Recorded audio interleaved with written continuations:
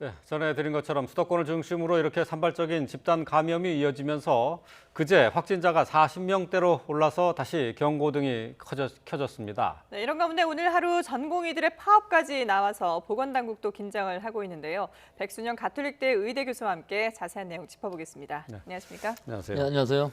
뭐 지금 저희가 이제 고향에 교회를 통해서 또 산발적인 집단 감염이 나타난 것을 지금 현장을 연결해서 들어봤는데 말이죠.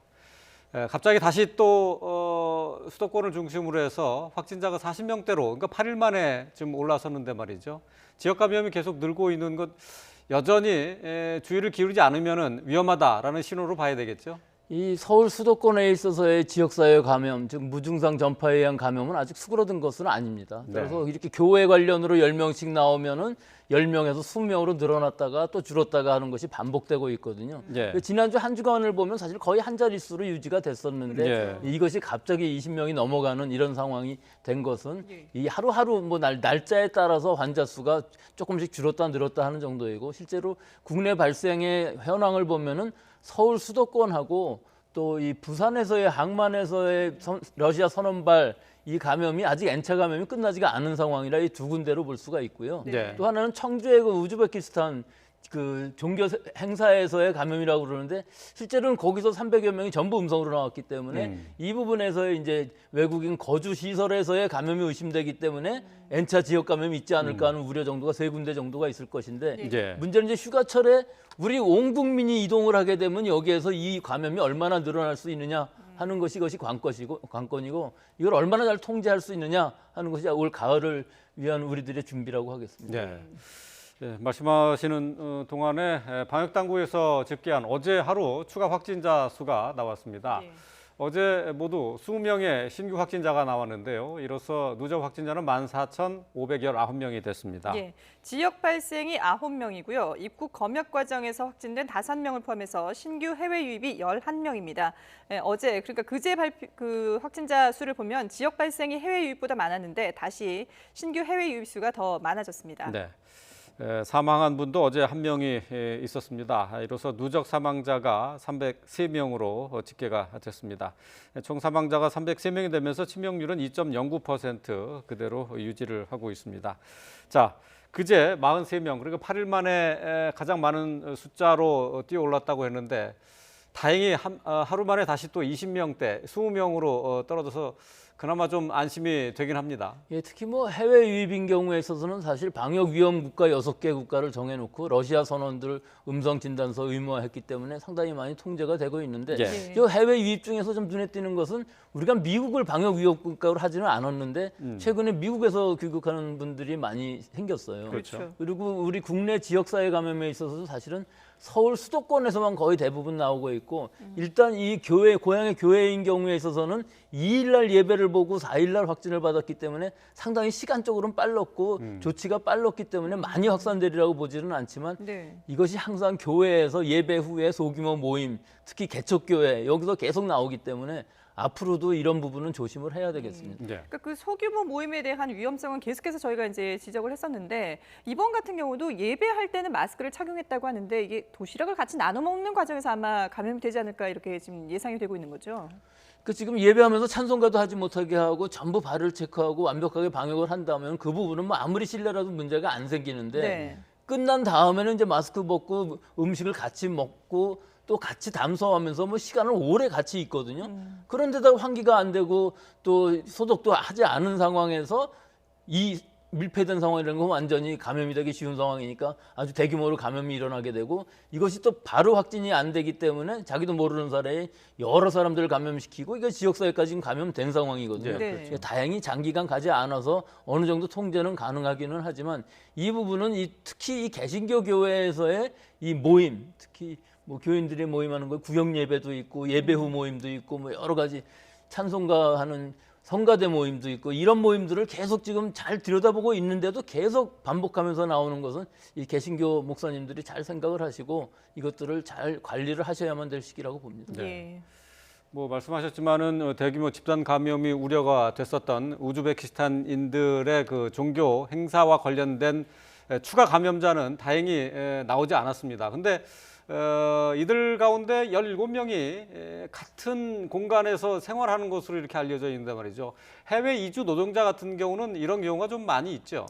이게 싱가포르에서 이게 큰 문제가 일어났던 감염 경로 아니겠습니까? 네. 실제로 우리 지금 이 청주에서의 야외 예배라는 것은 예배 마스크 쓰고 예배를 했었고 끝난 후에 음식을 나눠 먹었지만 샌드위치 같은 거였다니까 네. 사실 감염 경로가 그다지 의심스럽지는 않았었거든요.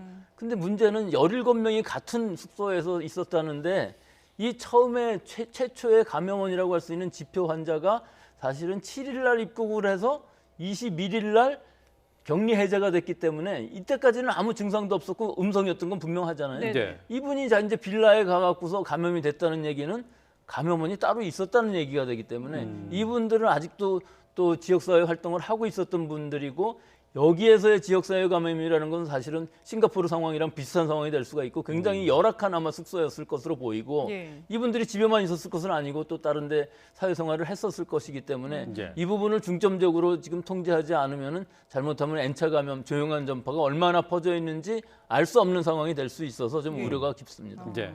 이 공동 거주 공간에 대한 그런 좀 방역도 철저하게 체크를 해야 될 것 같은데, 근데 지금 이제 역학조사를 하면서 조금씩 이게 그 내용이 바뀌는 부분들도 있는데요. 강남 그 커피 전문점 같은 경우에는 15명까지 확진자가 늘어났는데, 당초에는 이 홍천 그 캠핑장에서 확진 판정을 받은 사람과 같은 커피숍에 있어서 이게 확진이 된 게 아닌가, 감염이 된 게 아닌가라고 했었는데 또 다른 그 건물이 나오고 있어요. 근데 그 상황이 예. 그 커피숍에서 3m 거리가 있었고 서로 등지고 있는 상황이었었는데 아무리 네. 마스크를 벗고 있었다 하더라도 그것이 공기 감염으로 감염되기는 너무 어려운 상황이었던 것이 네. 분명하고요. 또 그 안에서의 화장실이라든지 접촉 감염도 굉장히 어려웠었는데 네. 이분들이 아마 같은 또 접점이 강남의 빅토리아 사무실이라는 네네. 데에서 같이 있었던 일이 있었다고 하니까 아직까지 거기까지 가서 찾아내기는 굉장히 감염원이 어렵긴 하겠지만 결국은 상당히 어려워 보입니다. 이런 어떤 예. 감염 경로가 각각일 수도 있고 접점이 아. 있을 수가 있는데 예. 그런 우연이 일어날 수는 없기 때문에 만났던 부분들은 있기는 하지만 네. 이 감염원 그 자체보다도 그 주변에 접촉한 사람들이 얼마나 지금 감염이 되어 있느냐를 먼저 찾는 것이 중요할 것으로 보이고요. 아. 네. 실제로 우리가 뭐 감염원 미상인 이 지역 사회에 상당히 많이 있는 것으로는 보이기 때문에 예. 예, 이것을 다 확인하기는 어려운 것이 지금 현실이죠. 네.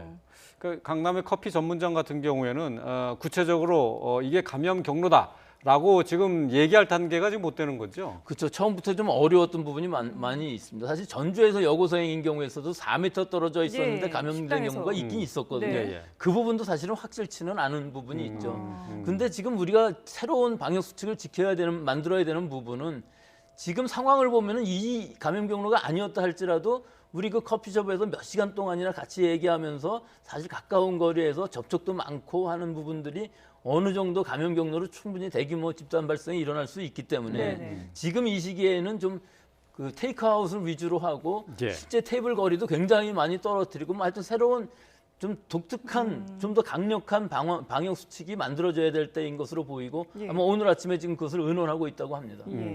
그렇군요. 근데 지금 뭐 방역 당국에 따르면은 이 코로나19 최근 19일간의 확진자 그 현황을 보면 이 동선들이 좀 강남 지역에 많이 집중되고 있는데, 그러면 이 강남 지역에 좀 그동안에 깜깜이 환자들이 좀 많이 있다 이렇게 봐야 될까요? 어떻게 보세요? 그래서 거기까지 얘기할 수 있는지 없는지는 잘 모르겠는데요. 예. 지난번에 그 유흥업소발도 강남이었었고 네. 이태원하고 뭐 강남하고 그다지 먼 거리도 아니고 해서 네네. 실제 그 이태원발이 대규모로 확산되면서 우리 사회에 이 지역사회 내에 무증상 감염자들이 상당히 많이 있었고 그것이 완전히 없어지지 않았기 때문에 지금까지도 서울 수도권에서의 이 산발적인 집단 발생이 일어나는 것이고 감염원을 우리가 알 수가 없는 것이거든요. 예. 이 감염원을 알 수 없는 환자가 지금 7월에는 10%대였다고 그러는데 지금은 6.4% 정도로 많이 줄었다고 줄었죠. 보이기는 예. 하는데 그 실제 통계상에 좀 착시 현상이 있습니다. 아. 왜 그러냐면은 외국인 환자가 그렇게 많지 않을 때에는 그 숫자가 많은데 네.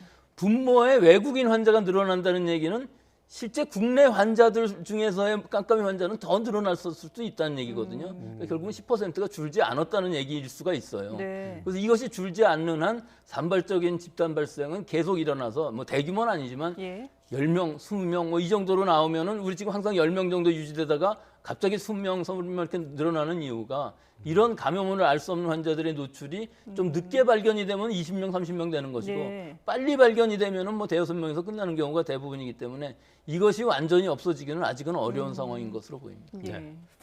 뭐 시청자 여러분들도 뭐 계속해서 반복해서 듣는 내용이어서 잘 아실 테지만은 방역 당국에서는 결국은 예방 백신이 없는 상황에서 거리두기 또 마스크 착용 이외에 다른 방법이 없다고 강조를 계속하고 있습니다.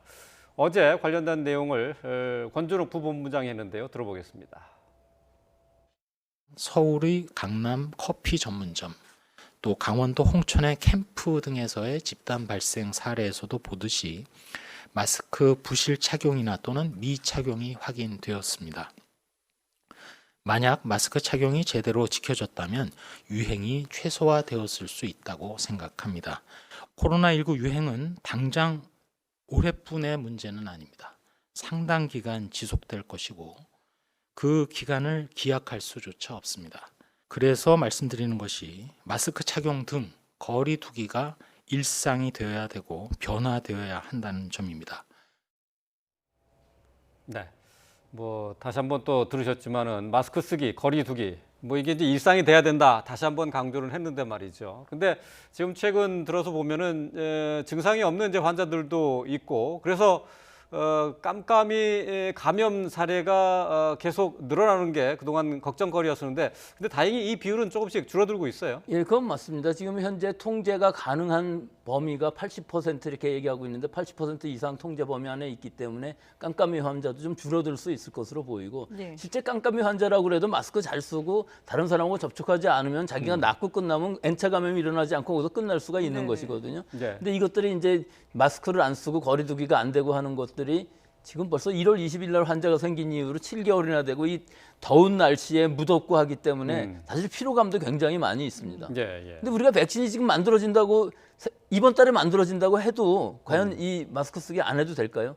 즉 우리 전 세계 인구가 뭐 60억, 70억 그러는데 미국만 해도 3억이 넘는데 이 사람들이 다 예방주사 맞고 항체가 생길 때까지는 시간이 굉장히 많이 걸릴 것이거든요. 예. 그러니까 당장 만들어져도 올해 안에 불가능할 것이기 때문에 뭐 내년까지 이런 마스크 쓰기 개인 위생을 해야 되는 것은 분명한 일이고 또 우리 손에 들어온다 할지라도 우리 국민 전 국민이 다 항체가 생기기까지 너무나 시간이 많이 걸릴 수밖에 없기 때문에 네. 또 안 맞는 사람도 있고요. 또 다른 호흡기 질병도 많이 있고 하기 때문에 지금 이 마스크 쓰기 손 씻기 개인 위생은 기본적으로 지켜야 될 것이라고 봅니다. 네. 예. 조금 전에 화면에 저희가 2주간의 신규 환자 발생 분포를 저희가 보여드렸는데요. 이제 여기 보면은 해외 유입이 사실 3분의 2 정도로 상당히 많은 부분을 차지하고요. 깜깜이 환자 좀 비율을 좀 보겠습니다. 6.4%로 많이 떨어졌어요. 한때 11%, 12%까지 올라갔었는데 지금 일단 이거는 뭐 지금 정부 당국에서 목표로 삼는 건 5% 아래잖아요. 예, 예. 5%보다는 많죠. 6.4%니까. 그렇지만 이 6.4%라는 것도 사실은 우리 국내 발생 환자가 그다지 많지 않은데 전체적으로 6.4%이기 때문에 지금 34명인가 그렇거든요. 예, 예. 36명인가 그런데 저 숫자만 보면은 저게 줄지는 않은 상황이에요. 그래서 아직도 이 부분은 잘 통제가 되지는 않고 있다. 이 부분은 분명히 더 줄여서 사실은 뭐 5%로 간다고 해서 큰 의미가 있는 건 아닙니다. 차이로 네. 봐서는. 전체적인 숫자가 줄어들지 않는 이유는 외국인 환자들이 20명 이상 계속 유지가 되기 때문에 지금 우리가 50명 정도를 목표로 하고 있지만 지금 뭐 40명을 넘어가는 경우는 잘 없기는 한데 이 전체적인 숫자가 50명 아래라고 그러면은 이 깜깜이 환자도 상당히 많이 줄어들어야 되는데 아직 줄지 않는 것은 사실입니다. 예, 그렇군요. 자, 이렇게 코로나로 아직까지 좀 위험성이 있는 와중에 수해까지 겹쳐서 국민들의 걱정이 이만저만이 아닙니다. 그런데 오늘 전공의들이 파업까지 지금 하고 있는데요. 이와 관련해서 정부의 발표 내용 들어보겠습니다. 코로나19라는 엄중한 상황에서 일부 의료단체 등이 집단 휴진이나 집단 행동을 논의하는 것은 국민의 안전에 위해가 생길 수 있어 정부는 크게 우려하고 있습니다. 어떤 경우에도 국민의 건강과 안전이 위협받아서는 안 된다고 생각합니다. 진료의 공백이 생기지 않도록 모든 경우에 대한 대비를 할 것입니다. 또한 국민의 건강과 안전에 위협이 발생하는 경우에는 엄중히 대처해 나갈 것입니다. 네, 오늘 아침 7시부터 지금 파업에 돌입한 상황인데 앞서 저희가 이제 현장에 나가 있는 취재 기자한테 현장 상황도 들어봤습니다만은 아직은 뭐 크게 문제가 없다고는 하는데 오늘 하루 좀 어떻게 잘 버틸 수 있을까요?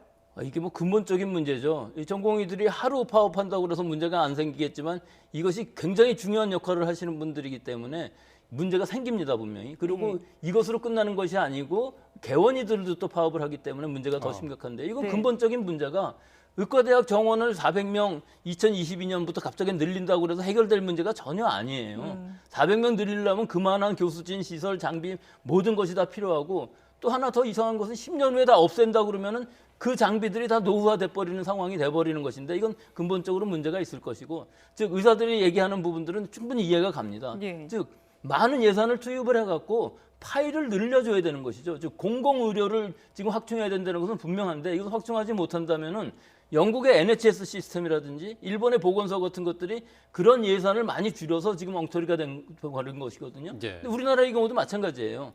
진주의료원 같은 공공의료가 있었는데 그것들을 예산을 없애버리고 병원을 없애버리는 이유가 수지가 안 맞다는 얘기 아닙니까? 네. 그러면은 이런 병원들이 그럼 수지가 맞아야 되겠습니까? 결국은 복지관념에서 투자를 해서 공공의료에서 국민들이 싼 비용으로 좋은 의료를 받을 수 있게끔 하려면은 거기 있는 의사 선생님들도 그만큼 대우를 해줘야 되고 또 우리 국군 간호사관학교는 있지만 국군 의무사관학교는 없거든요. 그럼 군대에서도 사관학교를 만들어서 잘 시설 투자를 하고 병원도 좋은 병원을 지어야죠. 미국의 대통령이 아프면은 네이발 호스피탈이라고 해군병원에 갑니다. 네. 미군 육군 병원 연구소 굉장히 좋습니다. 우리나라에 그런 시설이 없어요. 군대라든지 이런 공공의료들이요. 또 우리 지방에서 지금 군 단위에서도 애를 낳을 수 있는 산부인과가 없는 데가 굉장히 많습니다. 예. 이런 우리가 아직 선진국에 가지 못하는 세세한 부분들 우리가 물론 지금 이 코로나 때문에 의과학자가 필요하다고 그래서 백신이라든지 치료제를 만들 수 있는 의과학자가 길러진다고 말씀을 하시는데 그건 전혀 다른 얘기입니다. 의사가 된 다음에 네. 기초의학을 연구하면서 이 바이러스라든지 이런 것들이 어떻게 증식을 하고 어떻게 하면 막을 수 있는지를 연구를 한 후에 백신을 만드는 것이지 이 백신을 만드는 것이 먼저가 아니거든요. 네. 그렇기 때문에 이런 기초 연구를 할 수 있는 이런 여러 가지 상황들을 정부 당국에서 이런 파일을 키워주시면서 자리도 많이 만들어주고 이런 것들을 제시를 해야만 얘기가 되는 것이지 무조건 엄중하게 파업하면 안 된다고 대처하는 것은 이거 전혀 앞뒤가 안 맞는 것이고 네. 의사 수를 늘리기 위해서 학생 수만 늘리면 된다는 이 상황 자체가 너무나 탁상 행정입니다.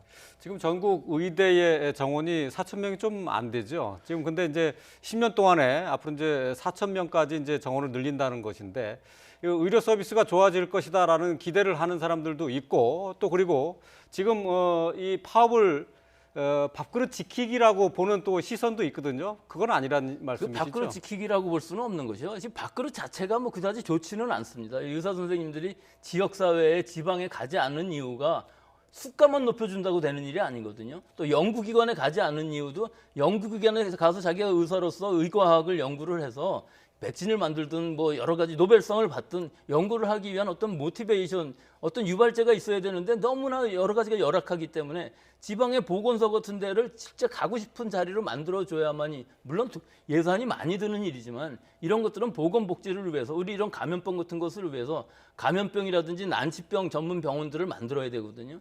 미국의 NIH만 해도 빌딩 10이라고 그래갖고 클리니컬 센터가 있는데요. 미국이 아무리 의료비가 비싸다지만 그렇게 큰 병원에서 무료로 다 치료를 해주고 있거든요. 네. 그 연구 목적으로 하는 거예요. 그러니까 이런 병원들에 대한 투자도 없이 즉 당근은 하나도 없이 계속 채집만 갖고서 파업하지 말라고 엄중하게 하겠다고 하는 것은 기본적으로 논리적인 모순이고요. 예. 결국은 우리의 경제력의 문제인데 지금 이 정도 경제력이 됐으면은 보건복지 부분에 우리 국민들의 보건 안전, 특히 뭐 감염병 같은데 난치병 같은데 너무나 많은 돈이 들어가지 않게끔 하는 이런 보건복지 시스템의 정비가 공공의료의 정비, 공공의과대학의 정비 이런 것들이 지금 필요한 시기라고 봅니다. 예, 알겠습니다. 그러니까 이런- 지금 현재 예. 공공의료의 문제가 단순히 뭐 의대 정원을 늘려서 해결할 수 있는 게 아니라 제도적인 또 예산의 뒷받침이 있어야 된다. 그런 얘기가 되겠네요. 제가 한 가지만 더 말씀드리자면 이번 우리 코로나19 이 사태에 있어서 결국은 잘 했다고는 보지만 우리 공공이랑 민간 의료랑 보면은 공공이 너무 적고 민간 의료에 많은 부담을 준 건 사실이거든요. 그러니까 민간 의료라는 건 원래 좀 수익이 있어야 되는 것이고 네. 공공 의료라는 건 손해를 봐야 되는 것이 맞는 것인데 이 부분의 비율이 지금 우린 너무나 많이 떨어져 있기 때문에 이 공공 의료를 높여야 되는 것은 맞지만 예. 의사 수, 의대 학생의 수를 늘린다고 그래서 해결될 문제는 전혀 아니다 하고 네. 말씀드리고 있습니다. 이런 부분에 대해서 정부와 의료계가 좀 대화로 잘 타협점을 찾았으면 좋겠습니다. 지금까지 백순영 가톨릭대 의대 교수와 함께했습니다. 오늘 말씀 잘 들었습니다.